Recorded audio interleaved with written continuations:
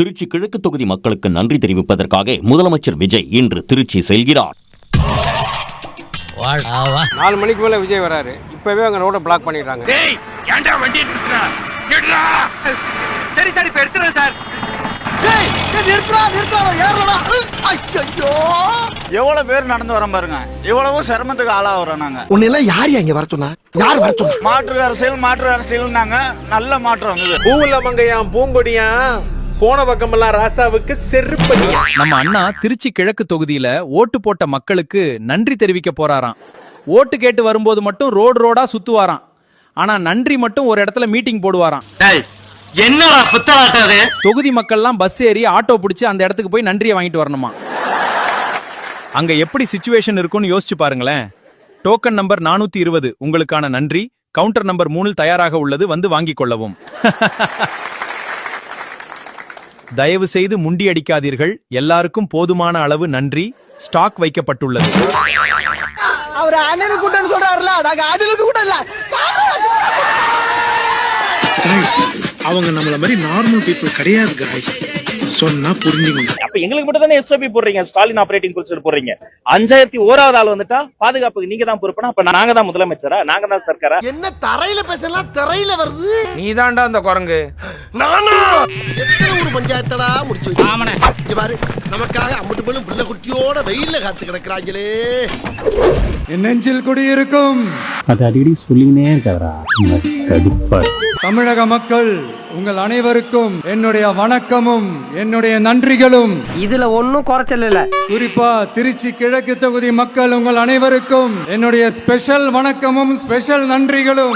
சொன்னப்பல ஓவரா வீட்டு. தமிழ்நாட்டுக்கு எப்படி திருச்சி வந்து ஒரு இதயம் மாறியோ அந்த மாதிரி என்னோட இதயத்துக்கு திருச்சி கிழக்கு தொகுதி மக்களும் ரொம்ப ரொம்ப ரொம்ப க்ளோஸ் தான். ஐயோ ரொம்ப நன்றி, ரொம்ப நெஞ்ச நக்கிட்டீங்க ராகுல், ரொம்ப நெஞ்ச நக்கிட்டீங்க ராகுல். உங்களுக்காக உண்மையா உழைக்க வந்த உங்க விஜய, உங்க அண்ணன, உங்க தம்பிய முதல் அமைச்சரா இல்ல முதல் சேவகனா ஆக்கி இருக்கிறீங்க. ஆனா என்ன பிரயோஜனம்? அம்மன் ஜல்லிக்கு பிரயோஜனம். புரட்சி தலைவர் எம்ஜிஆர் அவர்களுடைய முதல் தேர்தல்ல கூட இந்த அளவுக்கு ஒரு ஓட் பர்சன்டேஜ் வாங்கல அப்படின்ட்டு நிறைய பேர் சொன்னாங்க. யாரா பேசினா? நீ ஏன் உன் மனசுக்குள்ள மீட்டருக்கு மேல 10 வாங்கி நினைச்சிட்டா அதை நாங்க கொடுக்கணுமா? ஆனா நீங்க டிவி கேக்க அவ்வளவு நீங்க ஆதரிச்சிருக்கிறீங்க. நான் எம்ஜிஆர் அவர்களோட எல்லாம் நான் கம்பேர் பண்ணல. எம்ஜிஆர் தான். செய்யறது செஞ்சு போட்டு எப்படி சமாளிக்கிறான் பாரு. என்ன ஒண்ணு, இன்னும் கொஞ்சம் அதிகமா ஆதரிச்சிருந்தீங்கன்னா கொஞ்சம் நல்லா வந்திருக்கும். அது காரணம் என்ன? காரணம் நான் சொல்லவா? Flashback. அம்மா 10 சீட்டு மட்டும் பிச்சை போடுங்கம்மா, புண்ணியமா போகும். என்ன இது எங்ககிட்டலாம் பிச்சை எடுக்கிறீங்க? அவரே பாவம் பிச்சை எடுக்கிறாரு, பிச்சை போடுங்க ப்ளீஸ்மா, புண்ணியமா போகும். இந்தாங்க இவங்களெல்லாம் வச்சு நீங்க ஆட்சி அமைச்சுக்கோங்க. Thanks uncle. பட் பரவாயில்ல. அப்புறம் ஏன் பாஸ் அழுவுறீங்க? அது வலி வேற டிபார்ட்மெண்ட். ஃபியூச்சர்ல வரப்போற எல்லா தேர்தலையும் உங்களுடைய முழு சப்போர்ட் என்னால வாங்க முடியும்ன்ற அந்த ஒரு நம்பிக்கை இப்போ என் மனசுல ரொம்ப ஆழமா பதிஞ்சிருக்கு. ஓஹோ, இப்படி ஒரு நினைப்பாடா உனக்கு? நம்மளை பத்தி, நம்ம அரசியலை பத்தி, நம்ம பேச்சை பத்தி இந்த கிண்டலும் கில்லேமா பேசிட்டு தானே இருப்பாங்க. அவங்க எல்லாருக்குமே என் சைட்ல இருந்து ஒரே ஒரு ரிக்வெஸ்ட். நீ செத்ததுக்கு அப்புறம் சேவிங் பண்ணிட்டு போதீங்கணுமா? நீங்க பேசிக்கிட்டே இருங்க. நோ சூடு, நோ சர்ணை, நோ ப்ராப்ளம். Is brand. எங்க சுப்பிக்கிட்டு இருக்க? நான் மக்களுக்கு தேவையான நல்லதே செஞ்சுக்கிட்டே இருப்பேன். இல்ல ஒரு 2-3 லைன் கொஞ்சம் வேற மாதிரி ட்ரை பண்ணலாம். நீங்க நம்மள செஞ்சுக்கிட்டே இருங்க. நான் மக்களுக்கு தேவையான நல்லதே பேசிக்கிட்டே இருப்பேன். அடுத்து இப்ப நம்ம புதுசா அந்த சூட் எல்லாம் போட்டு வரோம்ல, அத பத்தி கூட நிறைய பேரு இது ஏனுக்குள்ள அடைஞ்சு எங்கடா அடைஞ்சு? ஏய், விலை கொடுத்து வாங்கிட்டு வந்திருக்கீங்க. போய் கழட்டி போட்டு வாடா. கழட்டி போட்டு வரே புடிங்க அங்கிட்டு தூக்கி வச்சுட்டு வரவா? ஏன் நாமெல்லாம் கோட் சூட் எல்லாம் போடக்கூடாதா? என்னதான் அலங்காரம் பண்ணாலும் குரங்கு மனசுலாக முடியுமா? நான் என்ன கலராவா போட்டு வரேன்? 2 கலர். நம்ம எல்லாரும் மனசு மாதிரியே Black and White. இதெல்லாம் யாரா உன்கிட்ட கேட்டா? யாரா நீ? அடுத்து அந்த Black கூட யாரை குறிக்கும், எதை குறிக்கும்ன்றது நான் சொல்லிதான் தெரியணும்னு அவசியம் இல்லை. அது உங்களுக்கே நல்லா தெரியும். உனக்கு ஒரு வேலையே இல்லையா? எப்ப பார்த்தாலும் கூடவே இருக்க. என்னைய திட்டுச்சு? இல்ல சார், ஹாரி பாட்டர். எல்லாத்துக்கும் இப்படி விளக்கம் சொல்லிக்கிட்டு நசன் பேசுற டைப்பும் நம்ம கிடையாது. அதான் ஊருக்கே தெரியுமே. உங்களுக்கே தெரியும், அதிகபட்சமா எல்லா மீட்டிங்லும் 20 நிமிஷம்குள்ளதான் நான் பேசியிருக்கிறேன். நீங்களே காமெடி பண்ணிட்டு அப்புறம் நான் எதுக்குடா? அதனால இப்ப மக்கள் என்கிட்ட என்ன சொல்றாங்க அப்படின்னா, தாங்க முடியலப்பா, இந்தப்பா விஜய், நீ எங்களுக்காக உழைக்கிறதுக்காக வந்திருக்கிற, அந்த வேலையை மட்டும் பாரு, உன்னை பத்தி பேசுறவங்கள நாங்க பாத்துக்கிறோம்.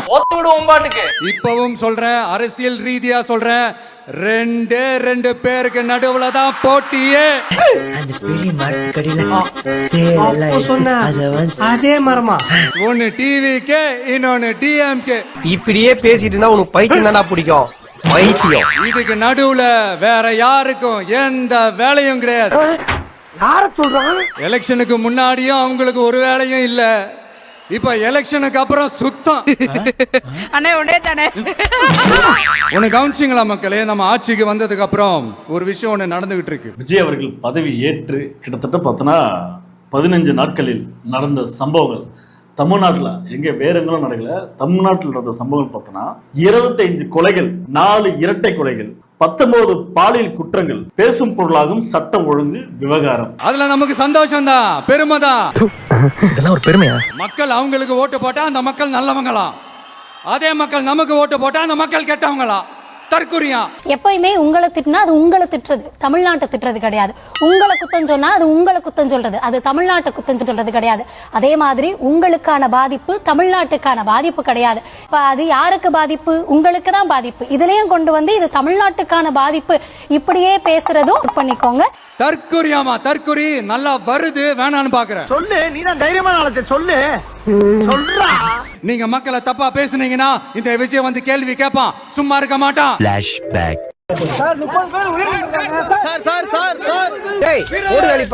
இவனுங்க எல்லாம் போர் வீரர்கள். திமுக வந்து இப்போ தீய சக்தி மட்டும் இல்ல, மக்களை விட்டு ரொம்ப தூரமா போன தூர சக்தி, ஓர சக்தி, கோர சக்தி, பார சக்தி. டேய் லூசாடா நீ. ஆமா, நீ லூசு நினைச்சா நான் லூசுடா. நீங்க எப்போ தீந்து போன சக்தியோட நீங்க கூட்டு சேர்ந்துகிட்டு ஆட்சி அமைக்கணும்னு நினைச்சீங்களோ அப்பவே இந்த திமுக அடுத்த வார்த்தை மறந்து போச்சு. தூர்த்து போன சக்தியாவும் ஆயிடுச்சு. மதச்சார்பற்ற கொள்கையில சமரசமே இல்லை. மாநில உரிமைகளை விட்டு கொடுக்கவே மாட்டோம். நதி நீர் உரிமைகளை விட்டு கொடுக்கவே மாட்டோம். சமூக நீதி, சம நீதியை, சமத்துவ நீதியை ஒரு நாளும் விட்டு கொடுக்கவே மாட்டோம். நானே எத்தனையோ பேரை பார்த்திருக்கேன்டா, ஆனா உன்ன மாதிரி வெறும் வாயில வடை சுர நான் பார்த்ததுலடா எங்க அப்பா. மீண்டும் சந்திக்கும் வரை வரவே வேணாம், திரும்பி பார்க்காம போயிருங்க, போங்க. ஸ்டார்ட் பண்ணு.